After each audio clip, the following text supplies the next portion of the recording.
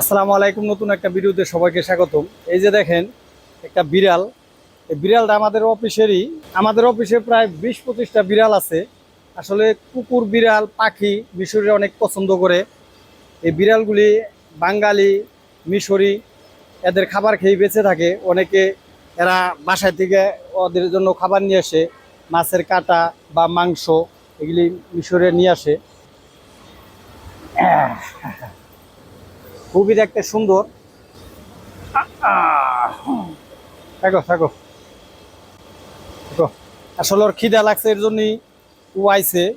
বেশিরভাগ গার্মেন্টসেই থাকে, কিন্তু যখন গার্মেন্টসে খাবার না পায় তখনই মূলত এই নিটিং ডাইংয়ে আসে। ওর জন্য কি ব্যবস্থা করা যায় দেখা যাক। কারণ আমি যেহেতু ভাত নিয়ে আসছি, কারণ ভাত মিশরি বিড়াল কুকুর খায় না। ওর জন্য একটু বিস্কুটের ব্যবস্থা করি। হুম,